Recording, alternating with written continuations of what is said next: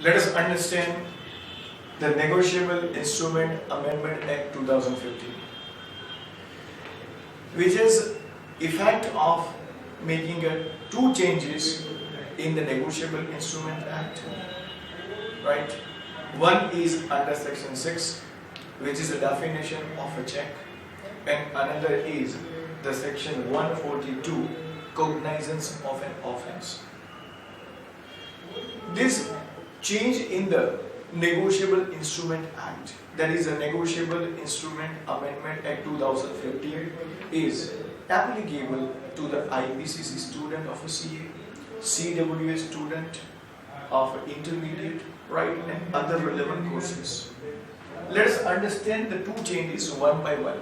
The first, section 6. Now section 6, probably you are aware that it is a definition of the word check. And I hope that every one of you are aware about the definition of a check, but it contains the two explanations.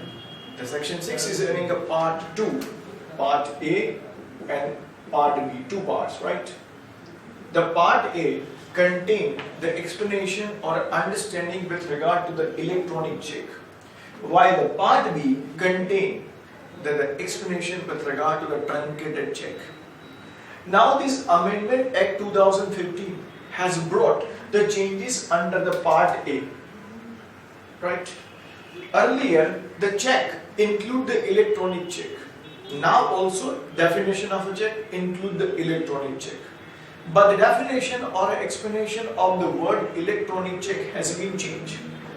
Earlier it used to say the exact mirror image of the physical check, which has been signed with the digital signature or a biometric signature with the minimum security. Now that was an earlier explanation. Now this explanation read as the check include the electronic check, and it means electronic check means a check drawn in an electronic form.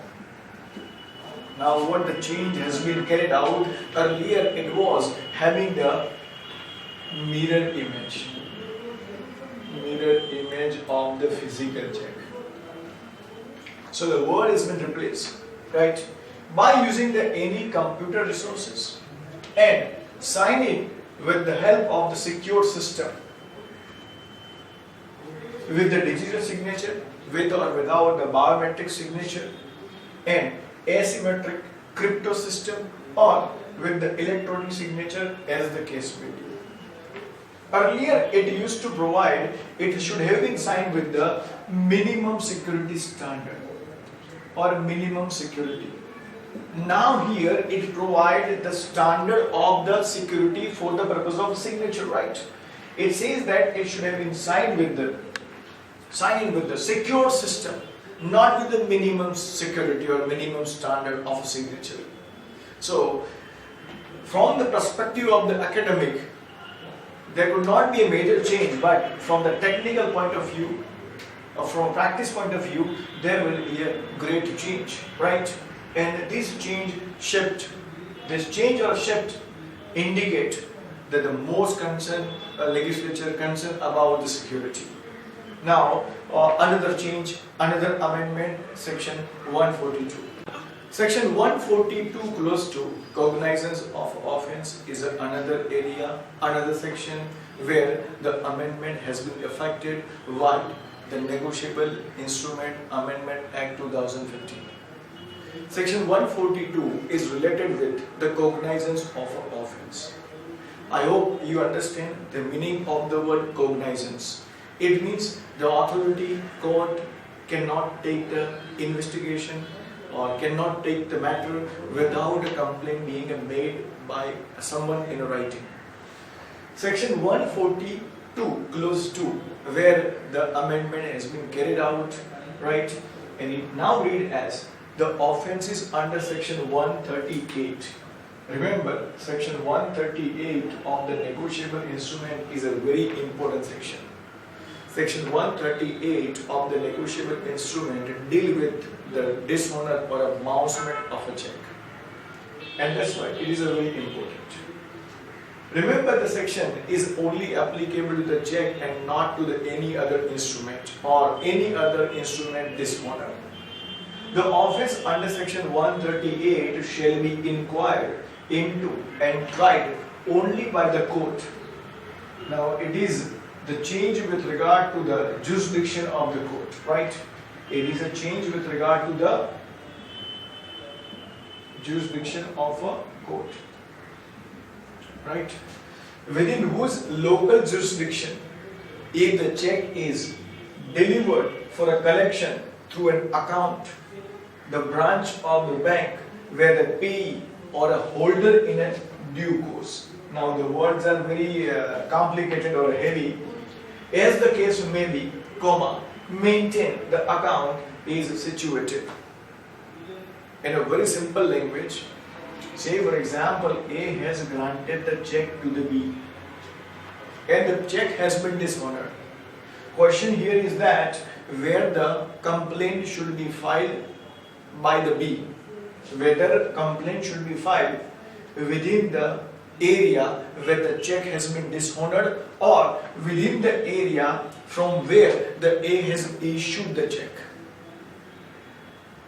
Earlier the position was that the complaint should have been filed at the place within whose jurisdiction the drawer or the drawer bank has issued it, right? Now the situation is different. Now it should be from the jurisdiction of the payee. That means if A is living in Aurangabad and B is living in the Bangalore, right?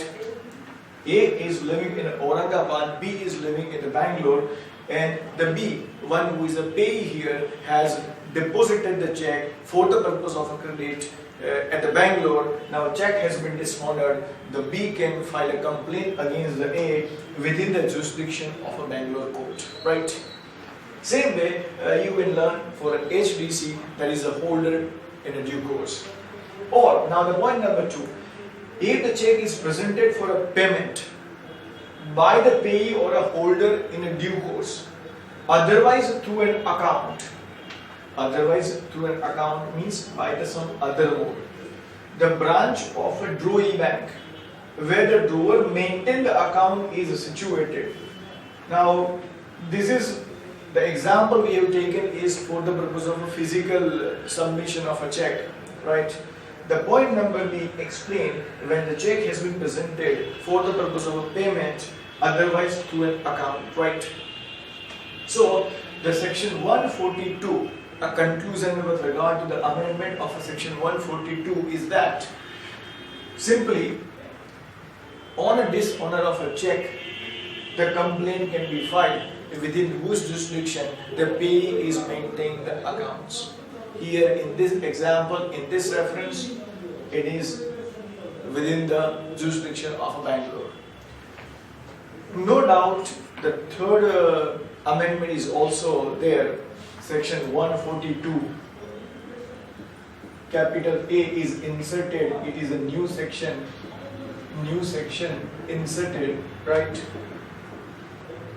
Remember, the section is all about transfer of all the cases which were made before the implementation of the amendment, and therefore in my opinion there is no good weightage. There should not be a good consideration to learn or to understand the section 142 capital A when you are appearing for an exam, right? So these 2 points you should keep in mind. Section 6 is with regard to the check, and section 142 with regard to the cognizance of an offence. Thank you.